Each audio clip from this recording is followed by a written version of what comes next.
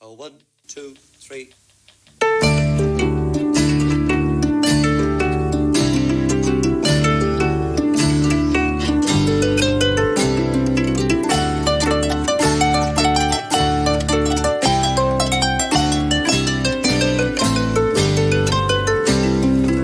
Kate Mila Falls, you're very welcome along to the Brian and Kieran Warfield podcast, the ramblings of two Irish balladeers, featuring Brian Warfield of the Fierce and Mighty Wolf Tones and his son Kieran, that's me, of the band Catalpa, and also of the Bandwagon Bus, Dublin's only musical ballad tour on wheels.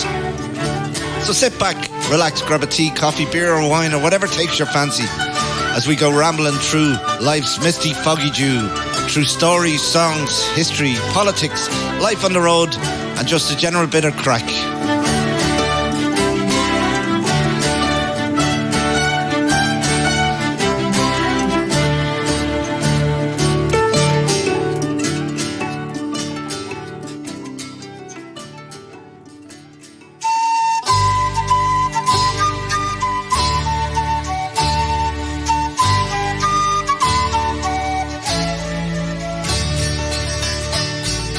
Paddy dear, and did you hear the news that's going round? The shamrock is by law forbid to grow on Irish ground. St. Patrick's Day no more will keep, his colours can't be seen, for they're hanging men and women for the wearing of the green. I met with Napper Tandy and he took me by the hand. He said, how's dear old Ireland and how does she stand? She's the most distressful country that you have ever seen, for they're hanging men and women for the wearing of the green, for the wearing of the green, for the wearing of the green. They're hanging men and women for the wearing of the green. Then since the colour we must wear is England's cruel red, sure Ireland's sons will ne'er forget the blood that they have shed. You may take the shamrock from your hat and cast it on the sod, but 'twill take root and flourish there, no wonder foot is trod. My father loved his country and sleeps within its breast, while I that would have died for her must never so be blessed. Those tears my mother shed for me, how bitter they had been, if I had proved a traitor to the wearing of the green, for the wearing of the green, for the wearing of the green. They're hanging men and women for the wearing of the green. But if at last our colours should be torn from Ireland's heart, her sons with shame and sorrow from the dear old Isle will part. I've heard a whisper of a land that lies beyond the sea, where rich and poor stand equal in the light of freedom's day. Oh, Ireland, must we leave you driven by a tyrant's hand, and seek a mother's blessing from a strange and distant land, where the cruel cross of England shall never more be seen, and in that land we'll live and die, still wearing Ireland's green, for the wearing of the green, for the wearing of the green. They're hanging men and women for the wearing of the green, for the wearing of the green, for the wearing of the green. They're hanging men and women for the wearing of the green. Woo! Okay, for those who probably aren't watching on Facebook Live, my dad has a puppet of a leprechaun. It's not a puppet. Oh, it's not a puppet. Real. Sorry, it's Sheamus who's real. So you're very welcome along to the 6th podcast, which is called the Zoological Gardens on St. Patrick's Day. And I might say it's, what time is it? It's 8:30 and my dad and myself have had dinner, pints and wine. So we're in it. Sheamus had some too. And Sheamus is after having about 10 bottles of Guinness. So Sheamus is well drunk. So before we get into it, there's one thing that I need to say, and this was asked to do on Facebook. So it said, please mention Harry Dolan from Blackrock in Dundalk, who has a rare disease, which is, I think, MSL3, which slows Harry's progress.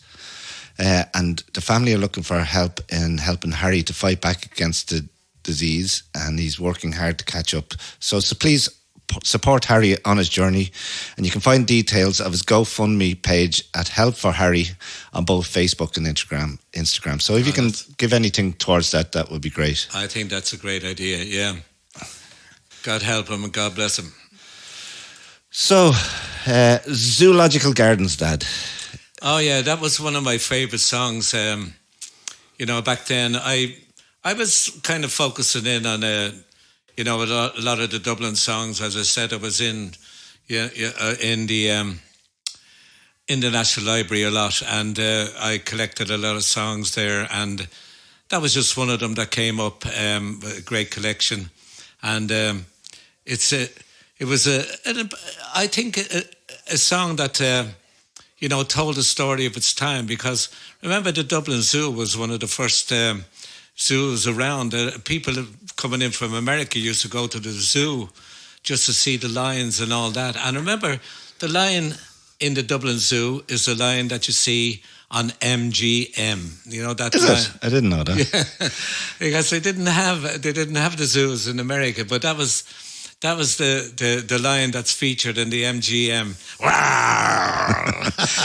But actually, Dublin Zoo, and I know this from doing the bandwagon, Dublin Zoo is the third oldest zoo in the world. That's what I was saying. And Ulysses S. Grant came over to see the famous lions that you're talking about. Yeah, that's right. Yeah. And as I said, people used to come in from America. They'd get off the boat, wherever in Cove, and go to Dublin, and just to see the Dublin Zoo. It's a famous zoo all over the world. Queenstown. And we should love it, certainly, and be proud of it.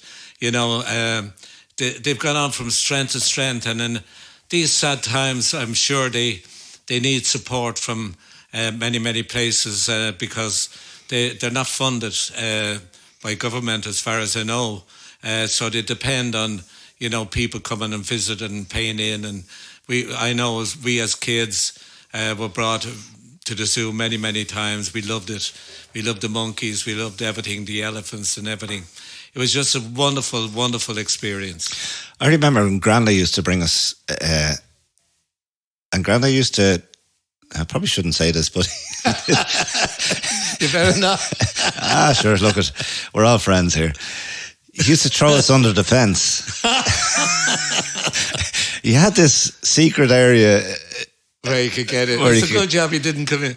You didn't go into the monkey's cage. But I don't know. I don't even know if he knew where he was letting us into. Like, he just he'd be like, get under quickly, and we'd go under, and then ended up in the balloons. Used to be about 10 of us, like, 'cause it'd be Pierce, Sinead, myself, Siobhan, or whatever, and Carl and Neil, I think, whoever, That would be my father for sure. Yeah, I think we went in that way ourselves. Well, of course, working people back then didn't have the money to go to the zoo so often. Yeah. It was just something that we couldn't afford. We couldn't afford a lot, but there you go. That's what we had, and we made the best of it. But when it opened, most Dubliners couldn't afford, because it was, I think, it opened in 1838, I think was the original date, and it was 5 cents or 5 pence or 6 pence in, which was a lot of money. Of course, and it was eventually, because at the time they only wanted the middle class and upper class to be able to visit it, and then they realised that they needed more money, and they reduced it to 1p on a Sunday. Oh. So that's when ordinary Dubliners could afford it. They didn't know about under the railings, did they? No, they didn't. There was a cheaper way to go than the penny. Get under the rail there, quick before you're caught. I think Granda had his own pair of shears or something. So the penny was probably more than a penny during your time, but yeah. But the one thing, it was designed by an Englishman, and the same Englishman that designed Regent Park, Green Park, and where else? A couple of other places. But he also designed that obelisk in Wellington's monument. Sheamus is looking a bit drunk. I'm telling you, he's had too much. By the way, this is Sheamus. I'm going to stick a picture of him up on the Facebook so people can see what we're talking about afterwards when they're listening to the podcast. Yeah, it's no good in the podcast, yeah. But we've had fun today, and we did a little bit on the TikTok site there, and we had Sheamus tell the story and his own story, and he was dancing around the place, but he got a little bit too much drink, and now he's dumbfounded. What? I don't know the dumb. I think I'm more dumbfounded than Sheamus at this stage. But speaking of, because you were talking about Cove, and Cove obviously also known as Queenstown, and the same man who designed the Phoenix Park also redesigned Cove. Oh, really? Yeah. Yeah, his name was, are you ready for this? Yeah. Decimus Burton. And he was a lover of everything Roman. Really? So Yeah, that's the Roman influence Decimus. on his architecture, yeah. Yeah, no, but anyway, so Zoological Gardens, Dad, you sang that song on the It front was end. one of the songs I liked. I liked the Dublinese type of thing, and a lot of Derek was, and I think Noel, Tommy at the time were kind of Clancy Brothers stuff, and they had country accents. Remember, right? But I just got out there and done my Dublin accent as the best I could, and as normal as I could, and as normal as I should. But that's the way it was. We evolved from, all the different aspects of Irish folk music, and there's so many aspects of it. It's such a diverse tradition. I think a lot of people, dwell on the reels and jigs and the dance music of Ireland, and they call it traditional music. Of course it is traditional music, but so is the ballad. The ballad is as much a tradition in Ireland as any other of our dance music. And, I was very proud of the ballad tradition. Now, the ballad tradition, not alone was it country-wise, it was the storytellers going into the village, going into the town, going to the festival, going to the fair, the race meeting, and telling the stories as they heard it and put to song. And so, the Zoological Gardens was it was a brand new thing that people didn't understand or know about in the ordinary community. So it was a kind of a funny song that indeed told a story about these strange animals like the hairy baboon and those other strange animals that the people in Ireland never saw or never knew about. Remember, people didn't have the money to buy papers or, to get it on television. They had nothing like that, no internet, no nothing. The only thing they had was a ballad singer to come around and tell them all about what was happening all over their world, which was Ireland. And who wrote it? Well, sometimes it was put down to Zosimus. Yeah. And I thought that all right, yeah. Yeah. And we don't know, because you're going back to the 1780s, 1790s, 70s. What date did you say that was? 1831 it opened in. Yeah, but I mean, Zosimus then was a little before that, so probably wasn't him. But I don't know how Zosimus, he might have lived to see the opening. He might have, yeah. Well, in one thing that in 1838 was Queen Victoria's coronation, and Dublin Zoo opened for free on that day, and because it was so expensive to go to see it, 20,000 Dubliners went through the zoo on that day. I wouldn't blame them. It's free. They must have known about that. Well, it was so exotic. It was so exotic. Of course it was. Yeah. But it's never been beaten. That and it'll never be, probably will never be beaten. But 20,000 people through the zoo in one day is just incredible. But we don't thank Victoria for that. She didn't pay it, did she? No, Did no, I'm not. Money to the dogs and cats home during the famine. I'm not saying that. But look at the one thing about it is, and I always remember going to Dublin Zoo as a kid when we paid in. going through the front door by detached cottage at the front, which was beautiful. But that was designed by the same fella, Decimus Burton. But I also remember you playing a gig in the bandstand below the zoo. We did. We played a gig there. Now, I have a very small memory of that now. I just remember the banks going down. And anytime I'm in the Phoenix Park, I always say to Katrina, I say, that's where my dad played and things, but I don't remember. It was some kind of festival. I can't remember what it was. But we also made a video up in the Dublin Zoo. Yeah. And we made a video. That was for the 25th, was it? The 25th anniversary, yeah. And I sang at Zoological Gardens. And I couldn't believe it because... You'd some head of hair in that, by the way. I had a head of hair, I've none now. But we visited the monkeys and we had fun and all around like that. And suddenly we went to the apes, we went up to the apes and we were continuing on the filming and all that. The apes were watching along. Next of all, they put their hands on their bum-bums. They took out their... You can say it, it's your podcast. You can say it. And start throwing shite at the wolf tones. Now, I don't think they understood good music and good singing like they didn't realise. But I think they remember Grandad and getting in for free. So here's these fuckers trying to get in for free again. Them guys didn't pay, did they? But anyway, I couldn't believe it. And you could see it in the video. They get very irritated and... they go, they're going running across from left to right, and everything else like that.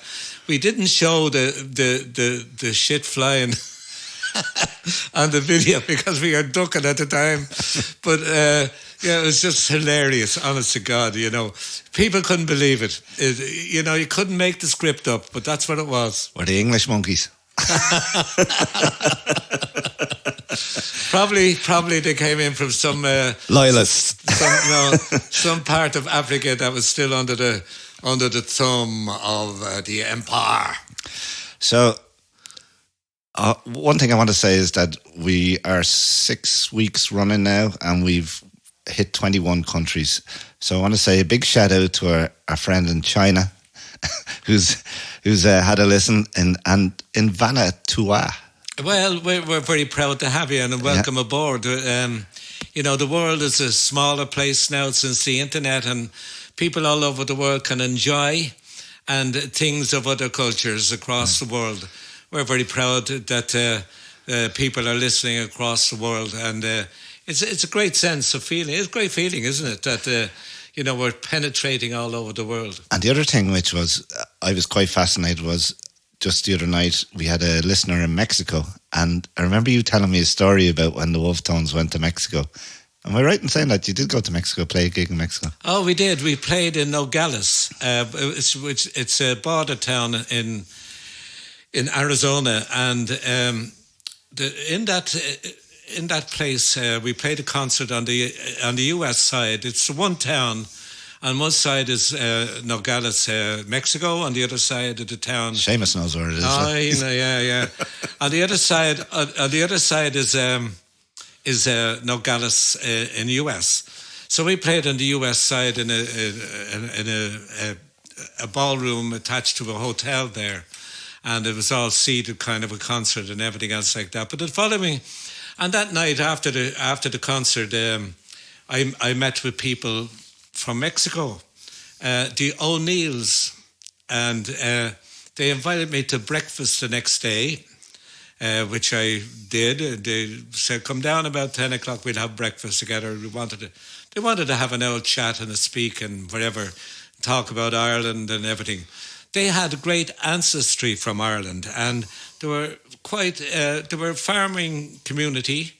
They lived in the other side of the border, but I said, I met people like Gonzales O'Neill and, Pedro O'Neill. And, they were wonderful people, but, it just shows you the extent of and the way that the Irish people have penetrated the world.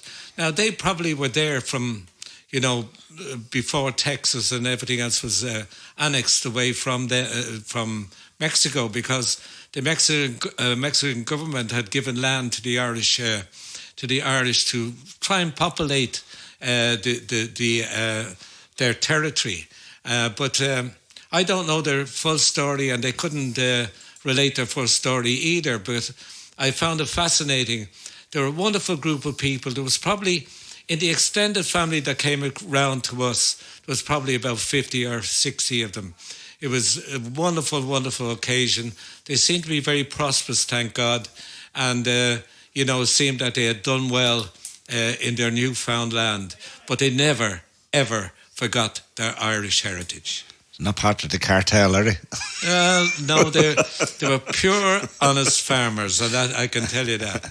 They were good, honest people. Well, it's great to hear that. And was it busy? The gig? Yeah, we had a gig there, which the hall would have held about 400. It wasn't a huge big hall or anything like that, but we sold out, and it was great. It was great to feel that the Irish had gone so far as the Mexican border, and with people from all the heritages there. Like we had people of Native American heritage as well. So people from all over came to see what was this, a curiosity maybe. But we were the Wolfe Tones telling the story of Ireland, and they were very proud of the fact that we brought it there to Nogales, and we were very proud to sing for them. So of all the people that came along, I remember there were all generations too. They all enjoyed the show immensely. I couldn't believe the applause that we got at the end of a standing ovation. And, you wouldn't think this far south in the United States that we would have had been a popular group. But that's how we penetrated the world. It's an amazing story. And I always remember the Mexican sombrero in the house when I was a kid. Well, that was another time, 1968. We were over there and we were playing in Los Angeles, and was that from 68? That wasn't the same time, no. That wasn't the house. No, that wasn't the same time because I was young, so I can be excused. I think that was 1969, but you remember the sombreros and all that. Yeah. But we went south. We were playing in Los Angeles, and we went south, and we were playing in San Francisco, all around the West Coast, and we went south, and the time of the hippies and all that and everything else like that. So we're going over the border, and the border fellas say to us in there, Senor hippie, you cannot come in, we must get haircut. So were you a hippie at that stage? we all had hair rolling down. No, that's when we did have hair. But this is when you were the most beardy band in Ireland. We had beards and hair, and we looked like hippies, I guess. But Senor hippie, you can't come in unless you get your hair cut. So we had to get our hair cut. We didn't get it cut that much, but we got it tidied up. And I think I remember reading in your book that you met Pat Boone. Yeah, we met Pat Boone out there. What a great guy, a wonderful, wonderful person. And people don't remember his popularity. He was more popular than... I don't. Because I was reading about it, and you were like, I was saying, geez, Pat Boone, now I've heard of him. Yeah. But I didn't actually know any of his songs or anything like that. But looking at the picture in the book, I was going, geez, he's a fine looking fella. He was a good looking guy, yeah, fine looking. We looked like tramps beside him. You had a good look now. You had a little beardy look, going on. That was after I was tidied up by the Mexicans. But anyhow, Pat Boone was a great guy. And people don't know this, he sold more records than Elvis Presley. I didn't know that. Yeah, he did. And it's he was very, very proud to tell us all about that. He said, I was a bigger star. He was kind of the clean image of that period of time. What would have been his biggest hit? Many, many big hits.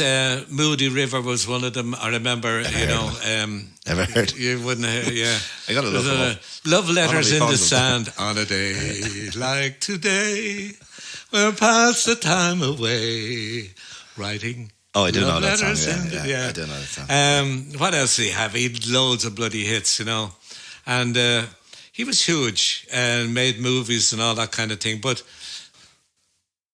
Sheamus has fallen asleep there. Wake up! But anyhow, yeah. He did great hits and April Love, all them kind of songs. But they were all kind of smooth and unrocky, and, you know, he was the clean boy of rock and roll. Yeah. Right, on this we're going to take a break now, Dad. I'm going to play the Zoological Gardens because I want to play out with another St. Patrick's song before we finish off. So we'll cut now to the Zoological Gardens by the Wolf Tones, 1965 Fontana Records. I remembered it well. A thunder and lightning, it's no lark when Dublin City is in the dark. Would you care to come to the Phoenix Park and review the Zoological Garden?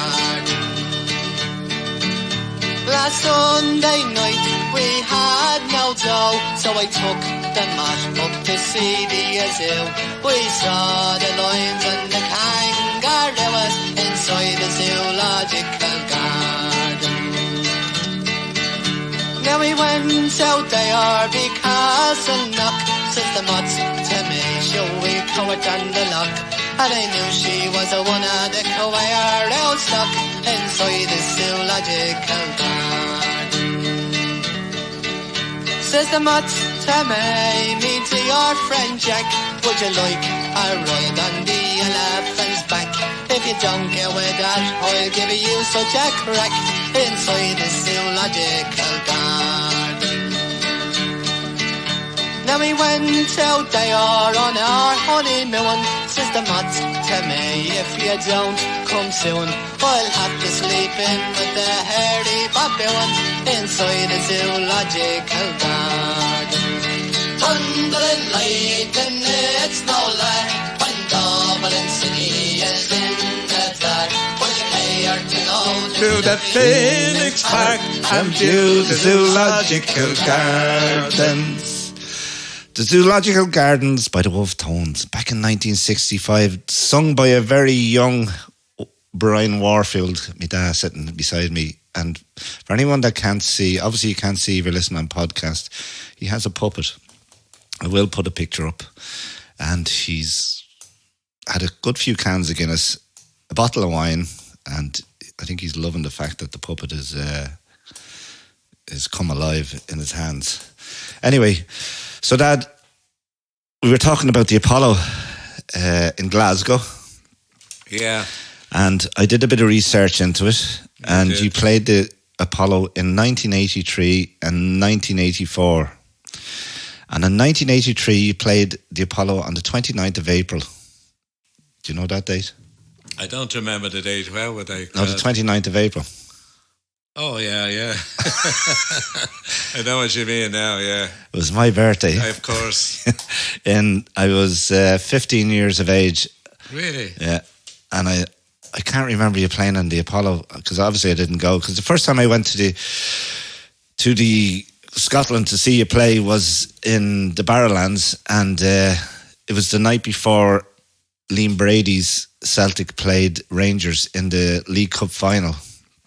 And it would have been I think it was the October bank holiday weekend.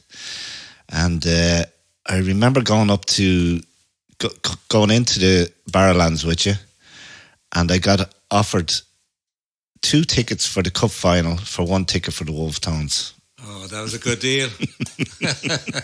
But that's mad. Like, to me, that was mad. Like, people were actually swapping, because we were struggling to get tickets. We needed 3 tickets for the game that time. And I think we only had 1 on the night of the thing, and I was going, Jesus, I could. Anyway, I didn't. And but I'll never forget, I didn't go backstage with you that night because I wanted to be out front. And I remember queuing in the Barrowlands for about 40 minutes to get a drink. And there was 3 of us. There was myself, Mick Fleming, and Aidan Maguire, I think it was. And we queued I queued. The lads were sitting down or up the middle, halfway up the Barrowlands crowd. And I queued. And when I came out and I'd got 6 points, 2 each, and I was walking through the crowd, and then John McDonald came on. And you introduced, and everybody sat down. on the ground. As they did, yeah. Yeah, back in the day. And I was going fucking deadly. Because when everybody sat down, I didn't have to push through the crowd. And I was walking along, tiptoeing through people, going up to try and find where Mick and Aidan was. And as I got up to I'd say it was about 20 steps away from Aidan and Mick, this guy pulled me down and pulled the pints all over me, and he goes, "Respect the song." I was going, you know, fucking bollocks. I've just fucking queued for 40 minutes. I had to get back in the queue again. I fucking raging. Well, he was proper. Yeah. I don't know, in fairness, like he was right. No, he wasn't. Like you can't sit in the floor in the Barrowlands. I've seen what's done on that. That's not nice. Anyway, to go back to the Apollo, so in '83 you played in the Apollo on the 29th of April, and it was £3.75 in. A bargain, was it, back then? £3.70. I guess it was. Like, yeah. Well, you played the night before. You Orchestral Manoeuvres in the Dark played, the band that I love, and they were £6 in. And the night after, Johnny Mattis played, and he was £5 in. So I reckon you were a good deal. We were cheap. But I have to tell you, after the concert, they had a policy in the Apollo, like that any damage done during the concert that was to be paid for by the artist. You were responsible for your public that came along. And I looked down and went up on the balcony after the thing, and after the show, and I had a look around, and all the seats had collapsed. All the seats had collapsed, people standing up on the seats. And they collapsed down. They must have been very, very well constructed, but our rest were very old. But anyhow, after the gig, Peggy Jones, who was running the show, said, there's a bill here for the Wolf Tones. You're gonna have to pay for all the damage. And after a week or two, we never got paid, and it turned out that we owed them money. Rather than make money out of the gig. And I said, I don't care. That was one of the best nights of my life. But that might have been the gig in '84, because you were saying that was just before it closed. Just before it closed, so the gig in '83, you played twice there, '83 and '84. So the gig in '84, you played in between Queensryche and Kiss, who were supported by Bon Jovi. Two heavy metal bands. Yeah. So you couldn't get more opposite. The night before you were Queensryche, and the night after was Kiss and Bon Jovi. There you go. And Bon Jovi only played 6 songs on the night. And one thing I asked you where the Apollo was, and the Apollo was up at the back of Molly Malone's, or opposite street to Malone's, which would have been Renfield Street.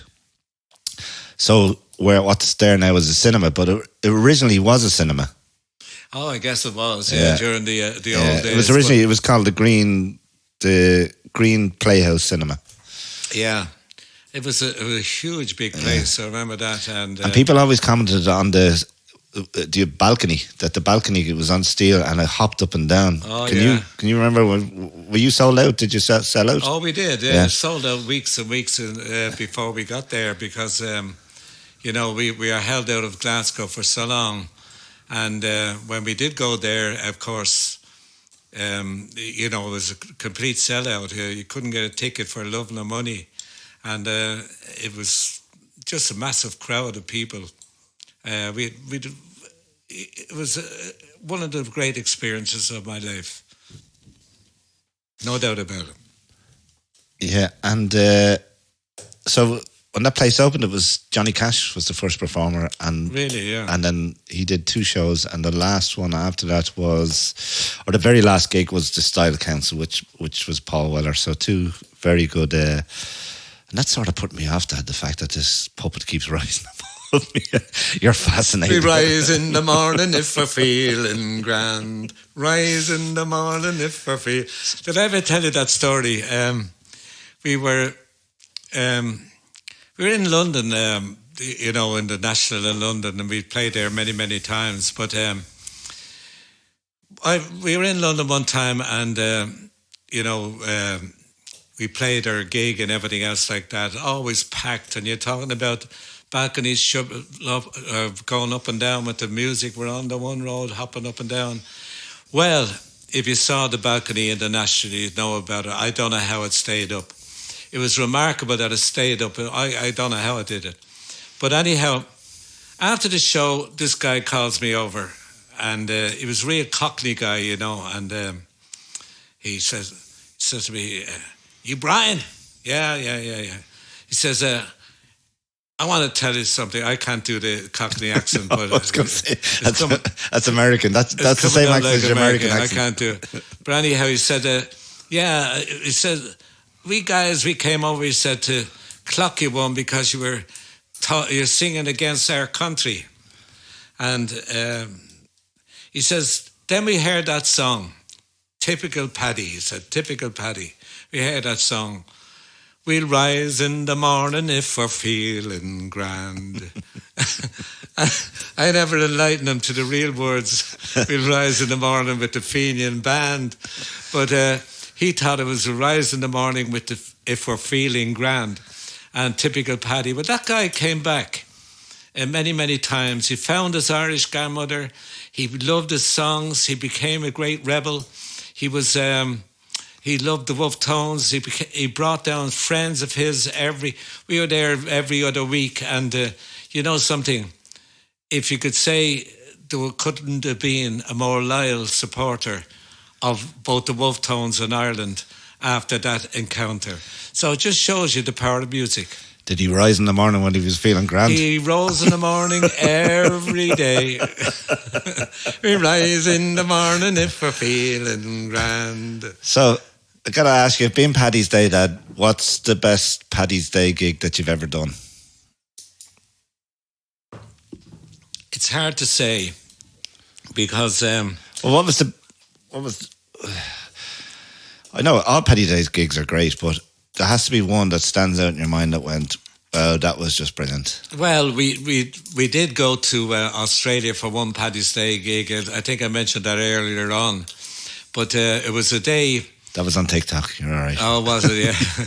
Yeah, well, we were on tour in America and we got a gig for Paddy's Night in Australia, in Melbourne. And I remember it was a big, huge boxing stadium. And the boxing stadium, of course, like, you know, in Melbourne, it's a huge, big place. But we played there to a full audience. I mean, the place was stuffhouse. And, you know, I couldn't believe, like, we got over there. So we left Los Angeles the day before. Went through the international date line. We lose a day. We arrived there Paddy's Day in the morning. And we go down, have a sound check. We do the concert. Finish the concert. Go back to the hotel. Back to the airport. And back to continue our tour in America. No drink? But, very little, I can tell you. But, you know, it was just an experience you couldn't believe because, you know, that place was a massive place with masses of people. And, I mean, when I talk about the reception that we got, you know, it was mentioned that they had broken their American tour just to be with us here on St. Patrick's Night in Melbourne. It was just like people went crazy. And we couldn't put a foot wrong after that. Like, it was just like, you know, you couldn't do wrong. And it was just fantastic. Every song we sung was like, you know, lapped up and every song was not a standing ovation, but got a huge round of applause. But I mean, what a time it was! And then back on the bus the following morning, airport back to Los Angeles, continued our tour, went up to San Francisco, and on and on. But that's the way it was on tour. But it's a memorable St. Patrick's Day. Wow! I think my best gig thinking about it, will be probably Malone's in Glasgow about 3 years ago. And you played Malone's. I've seen you in Malone's a couple of times. I've seen you the night before Ireland played Scotland in Malone's. There you go. That's right, yeah. You're a little bit fascinated with Of this. Ireland. By the way, Dwyer says hello. Hello, Dwyer. How you doing? Good to see you. So anyone listening on podcast and not looking on video, you have not got a clue what's going on. And you're probably better off, to be honest. I don't know. Sure, look, whatever happens, happens. Yeah, so playing Malone's in Glasgow, and it was unbelievable to see the amount of people that came into, like, the whole lane. You know the whole lane as you walk down to Malone's? Yeah, I do, Everything was closed off both sides, and they had a band downstairs, band upstairs, and it was just a great night. We stayed on then. That was our last gig, and we played, we watched a couple of bands afterwards. I think Gary Oak played and a few others, and it was brilliant. And it's great to see, like, and having been over to gig in America and gig in Scotland, how much the Scottish people enjoyed our Irish heritage, you know. Absolutely, yeah.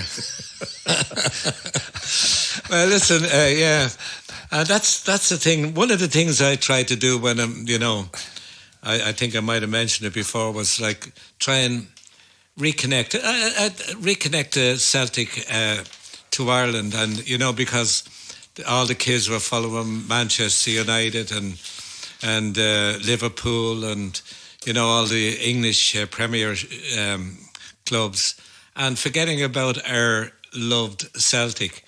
But and one of the reasons I wrote Celtic Symphony was to try and re-establish that, and it did. And if you ask me what was one of the the achievements I'm most proud of, that would be it. And I suppose many people wouldn't know, but I knew about it. It was a time when Celtic was almost forgotten in Ireland, but now everybody in Ireland loved Celtic. I wouldn't say everybody. Well, you have the one or two like Sheamus. Sheamus, follow Celtic. What about the people on the other side of the divide? No, they follow Celtic too. I think they may not. I was also looking in your book. I've been reading your book the last couple of, I'm glad someone's reading it. The last 2 weeks. Well, that was your time to advertise it. Like, you can tell people you've written a book. It's a hardback copy. It can either contain 2 CDs and 2 DVDs. That's right, yeah. Or none. And if people want to get it, how do they get it? You get it on the Wolf Tones website, That's a lot of W's. www.wolftonesofficialsite.com. Go and get the book. It's well worthwhile. It's a good read. It's 300 and odd pages, and it tells the story of basically my life and the Wolf Tones. Yeah. But it comes with, if you wanted, with 2 great CDs and 2 DVDs. Yeah, well, they were put together over the times, and I thought some tracks that were neglected by both the media and the radios. Like a lot of people forget that I played the harp, and when I look back now, I played the harp very well. I didn't realise back then that I was playing so well, but the opening tune that we play here is you playing. Carolyn's favourite jig, one of my favourites. And actually, I have a copyright objection on Acast now. Really, from what? To your opening tune. Not at all. That's no, I do. I think it's just an automatic thing. Yeah, I don't think it's from you. I think it's just they recognise the tune and they say it's not your original material. It's belonging to someone else. So so little do they know. They don't know, do they, that I play the harp, right, Sheamus? Yeah. But there you go. So the opening tune. That's why I picked it, was because it was you, and it was And I loved the fact when you did play the harp. I used to love listening to you play the harp. Unfortunately, now if I, with the Parkinson's that I have, and not too many people out there would know that you have Parkinson's. Yeah, and quite shaky. You have it a long time now, haven't you? Yeah, well, my wife calls me Shakin' Stevens sometimes because I can't hold the tea at breakfast. But, you get on with life. What else can you do? But, one of the unfortunate things about that is I had struggled playing instruments, and I struggled with the harp. I wish I loved it. Even when I didn't bring it on tour, I enjoyed playing it at home and just amusing myself, with the lovely tunes of the harp, be it Carol's Concerto or the many, many other tunes. I actually wrote a harp tune called She Fin, and it was about a mountain that is opposite my house, and it was one of those great megalithic tons. Megalithic. I've been up there. It's amazing. Yeah. It's an amazing place. Yeah. I brought all the kids up around those mountains when they were all kids, and some of them on my back. But we climbed all the mountains around and looked down, and they were very, very important old, probably prehistoric sites of religion or otherwise. Yeah. But fabulous, fabulous monuments. When you get up there and you see how much work went into that, like on top of a hill like that, is really hard to climb. Like, it's not easy. It's a 2-hour climb up, and it's just you not easy with a kid on your back. You can feel it. Well, I did it quite recently. I did it a couple of months ago. Yeah. Well, I did it with Rory on my back, and but anyhow, but they're fabulous, and we have so many. Many of them are neglected, and I feel that Sheffield and Shicon and are neglected very much. If any other country in the world had them, they'd be the most important monuments. But because we have so many, they're neglected, I feel. But, probably don't have the money to look after so many sites. No, yeah. Well, the way things are going now with COVID, we don't. I think we'll be broke for years. They'll be taking tax money out of my body when I'm dead. So going back to the book. So tonight, as I was on the way up to you, before I got stopped by the guards at the Brits Inn, your old pub, I passed by the embankment. And I thought about the many stories and I remember. See, when you're young, things cross over, and I'm sure you're the same when you were younger. Like, you're not too sure whether it was just your imagination or whether it was real. But I remember rightly in saying there used to be sessions on a Sunday afternoon in the embankment that you used to go up to the odd time, and the Freewheelers would be there, and lots of other bands would have been there. Yeah, well, the embankment was I remember Mick McCarthy came to us probably about 1970 or thereabouts, and we were playing in the Four Courts Hotel in Dublin, which is now the Four Courts. They knocked it down. But he came in, and we had a very successful show running for it ran 3 days a week, Friday, Saturday, Sunday, and we had every single person that ever was in the ballot scene. We put them on that show, and we used to introduce the artists, and we'd have Luke Kelly, we had the Little Lows, we had everybody. But when Mick McCarthy bought the pub up here in the mountains, he came into the Four Courts and said, I have a little old sheepy up in the hills there. Would you come up and, do a night for me, regular night like you're doing here? The only night we had basically left behind was a Thursday night. So we said, maybe we can give you Thursday, but we go up and try the place first to see what it's like. So I still have the advertisement. I think it's in the book about the opening of the pub. We had, I think he had the Dubliners there. He had us there, and I can't remember who else he had. A good few bands. I can't remember myself. I only read it 2 days ago. Yeah, but he had loads of people open up. We opened up and we took on a Thursday night there for a while, and it became very, very successful, and a very successful venue. A great venue. There was only one problem. McCarthy hate paying you. Suppose like most publicans. But But at the end of the day, it became one of the most popular venues in Dublin. and was that for many, many years. Sadly, it's closed down now. It was bought by McGettigans, and I think because of Louis Fitzgerald had it then, didn't he? And then he turned. Louis had it for a while, and then he put Louis nightclubs. had it for a he while, put nightclubs in it, and then it sort of went downhill from the nightclub. Yeah, I think he got a bad crowd going there or something. Yeah. But Louis actually was Louis and Leo. They were both. They were managing Mick McCarthy's pub, and for years, and I knew them very well before they went out on their own and bought their own pubs or made their way through life. But Mick McCarthy says, I bought them pubs. Well, they've done well. As he would say. Louis has been hugely successful. He is hugely successful, yeah.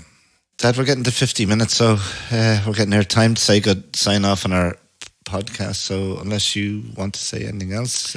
I just want to say thank you for being with us here. And this is St. Patrick's Day. I know you're getting it a little later, but we've had a great day. I hope you had a great St. Patrick's Day. Important to be proud of your heritage, to be proud of your history, be proud of your song, be proud of who you are. We're Irish. I'm proud to be. Exactly, yeah. So thanks again for listening. This is the podcast called Zoological Gardens. It's a goodbye from Sheamus. Bye, Miss American Pie. It's goodbye from Brian. And goodbye from Kieran.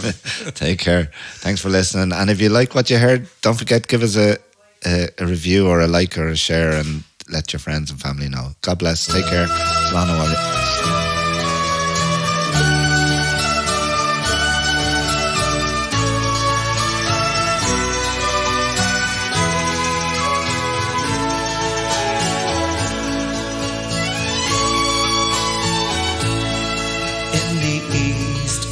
Of London, I met an old man. He kept a bar called the Horses and Tram. My parents were Irish, they loved that dear land. The Cockney, he smiled and he shook my old hand. My heart is in Ireland, it's there I long to be. Her hills and her valleys are calling to me. Though born here in this land, my heart is in Ireland. The land of the old folk is calling to me.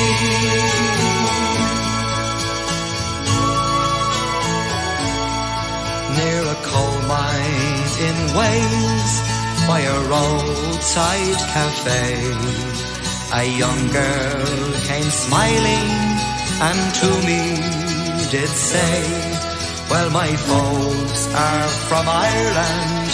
Me dad, he hopes one day when he leaves the mines, sure we'll go back to stay.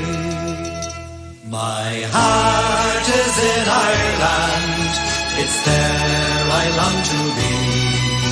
Her hills and her valleys are calling to me. Though born here in this land, my heart is in Ireland. The land of the old folk is calling to me.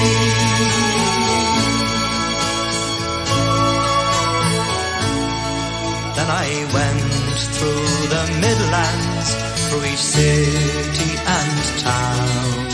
I found there were Irish in each place I roamed, and I drank and I sang in a pub they call the Crown.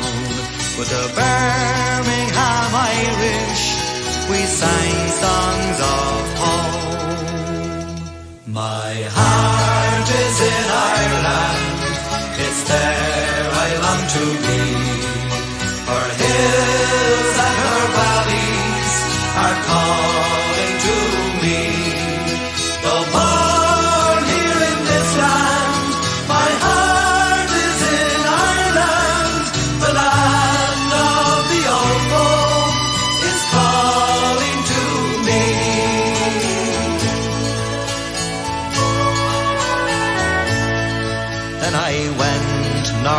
Scotland, to Glasgow on the Clyde. I met with some young lads, said Celtic's our side. All our folks are from Ireland, the island of the green. That country we love, but a place we've not seen. My heart is in Ireland, it's there I long to be.